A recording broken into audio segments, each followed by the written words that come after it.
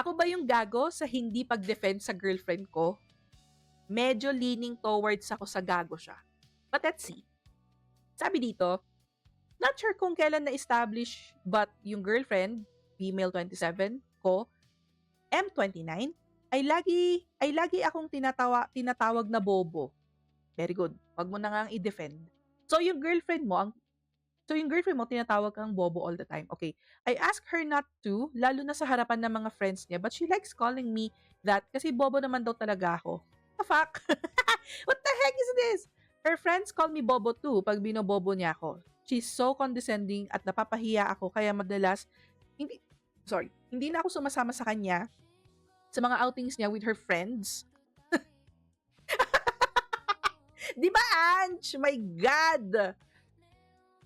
Kaya madalas hindi na ako sumasama sa kanya sa mga outings niya with her friends or workmates kasi binobobo na din ako.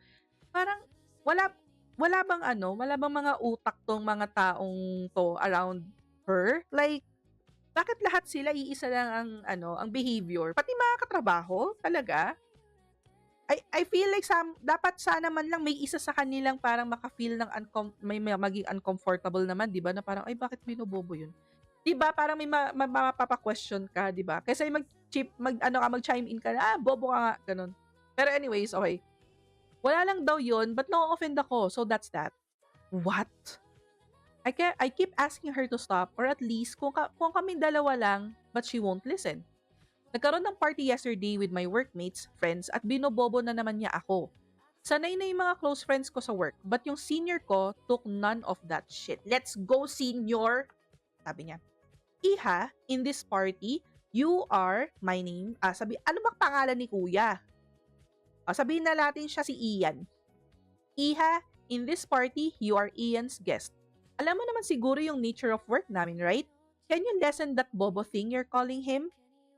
Nagbobo ulit siya kasi dumulas yung phone ko nung dinukot ko sa bulsa ko. So yung senior ko, kumana ng nanang, alam mo kasi lahat kami dito may PhD, Iha. Meron din si Ian and he has two. Marami for his age.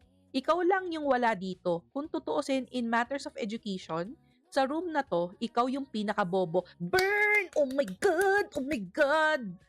Oh my God, senior, dapat sinapak mo. Sabat may kasamang sapak yan. My God. Shook ako na sinabi niya yon, pero na-realize ko siguro dapat maramdaman niya yung pinararamdam niya at ng mga kaibigan niya sa akin, so I kept quiet. Kitang-kita ko sa mukha niya na nagpipigil siya ng luha at tumahimik siya buong event. Nung umuwi, galit at lungkot na lungkot siya na bakit di ko daw siya dinipensahan. I told her she needed a dose of her own meds. Let's go! Ako ba yung gago or tama lang yung tama lang na maramdaman din niya yon. I also want to add, nag-sorry yung senior ko sa kanya after party for saying harsh words and she's just looking out for me. Nako naman, she's looking out for you, ha? She's looking out for you talaga ba, senior? Senpai! Totoo ba? Pero, gusto ko, in your face, ate. In your face. Sana out looking out for. Ikaw yung pinakabobo. Masakit masabihan ng bobo, pero ibang level yung ipapamukha sa'yo na napakabobo mo. Haha. Salute kay senior mo. Salute kay senior mo, haha. Also, Diyos ko, bakit kayo pa rin? Exactly. Bakit sila pa rin? To add, yung ginagawa sa'yo ng girlfriend mo, sign yan na sobrang insecure niya sa'yo. This is so true. OP's girlfriend is really projecting. Hahaha. At nakakainis kasi, tinotolerate siya ng friends niya. Kudos to OP senior. Anyone who is in their right mind would do the same. OP, sabihin mo sa girlfriend mo, wag siyang iiyak-iyak sa kabubuhan niya, eme. Pero back on topic, bakit naman Bob? Kaya nga di ko nagigets bakit, sabi dito parang pinoproject ng girlfriend yung insecurity niya na, kasi nga dalawa yung PhD ng boyfriend. So talagang smarty si boyfriend, si Ian. Tinawag na natin siyang Ian. Hindi ko alam kung saan galing yung name, but whatever. I'll be fine if nerd or geek ang tawag. Pero alam niyo naman yung mga kanto, alam niyo yung mga kali, mga squammy. Pero nga naglalaro lang ng naglalaro ng ML kapag natatalo or parang nakamiss ng, alam mo yon, pag level up or whatever, or attack. Bobo, ganon. Kaya nga, di ba, sa Southeast Asia server, lagi, di ba, bobo, putang inamol, ganon. O ano pa ang sabi dito? OMG plus one. Seems like insecure lang talaga sa'yo girlfriend mo. And di niya siguro tanggap na you have 2 freaking PhDs and she's just sucks lang. Di ka gago. Preach, sabi dito. Agree with this. 2 PhD ni OP and at the freaking age of 29? Di mapantayan ni girlfriend kaya she projected her insecurities to make herself feel superior. Typical bully behavior. Nung nasupalpal siya with the truth, iyak siya Pag ginawa niya pa ulit yun sa'yo, OP, kahit na-experience niya na how hurtful it is, time to reflect whether your relationship is worth saving. Actually, meron na ako question dito. Bakit sila pa rin? Like, you have 2 PhDs, dude. But, bakit parang nahihirapan kang i-advocate yung self mo? Kasi, getting a PhD requires you to defend thesis, di ba? Parang, kailangan mong i-defend, meron kang kailangan i-present, you have to be an advocate of your research. But why is it's hard for you to advocate for yourself na please don't say that, or parang boundary na parang teka lang, naiinis na ako na lahat ng tao sa paligid mo, mga kaibigan mo, mga katrabaho mo, binobobo ako. I'm not bobo, I'm not stupid, diba? Kumbaga parang nako-cross na yung boundary, nako-cross na yung limit, bakit kayo pa rin? O, sasabihin na naman, pagmamahal, eto si yung katulad kanina, hindi na uuntog, ang tagal mauntog O, ito naman, sa pag-ibig lang, kasasabi ko lang, sa pag-ibig lang, bobo si OP, harap-harapan na siyang dinidegrade nung partner niya, tas nag-stick pa rin siya. Unless, kink niya yon, kink yarn, it's giving abusive behavior. Eto, Diyos ko, mga salitaan ng mga kids today. Di ka gago, yung girlfriend mo yung gago at bobo. Sadista sino si TS? Taylor Swift? Masokista? Sino si TS? Topic starter. Kala ko si Taylor Swift. Ano to? If a partner ever pulled that shit on me in a non-joking manner, break na lang agad. Ayoko na kasi ng partner na bobo Kaya ayoko na rin ng may partner siyang bobo. Yun lang. Ibalik mo sa kanya. Balik mo yung energy, balik mo yung insult, balik mo yung degrade. Di ka gago. I don't even know why you still stay. Buti na alam ko to. Buti alam ko to. I'm proud of myself. I don't even know why you still stay with that kind of person. No matter the situation, no one has the right to belittle you like that, OP. Ang toxic ng girlfriend mo. You deserve better. I don't know why you even stay with that kind of person. Baka Ano ba yan? To ang haba ng linya dito. Totoo, hindi ko rin alam kung bakit. Pasensya na pero low-key naiinis ako kay OP kasi alam na niyang nakakababa ng moralidad kung sinasabihan bobo na mismo na sa nobya pa niya nang galing. Na napapahiya na siya hanggang hindi na sumasama sa outing. Diyos ko, almost 30 na, ganyan pa rin ang astahan. Walang patutunguhan. Paano kung silang nagkatuluyan? Tatawagin siyang bobo sa harapan mismo ng mga anak nila? Parang mga trash talker lang sa League of Legends. Ito yung sinasabi ko kanina. At Valo. Gets pa kung kalaro lang, pero kung girlfriend mo ganyan ka, pagsalitaan sa harapan ng maraming tao, nako. Hindi naman kailangan ng PhD para matutunan ng self-respect. Ito yung sinasabi ko kanina. Ito yon.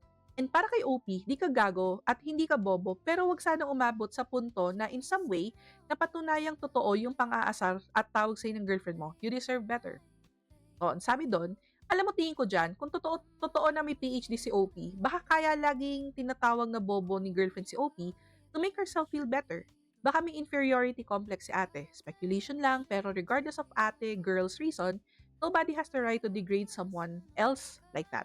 Sobrang kanal, ito na squammy ugali, let's go. Sobrang kanal, mindset. And props sa boss ni OP for protecting and defending him.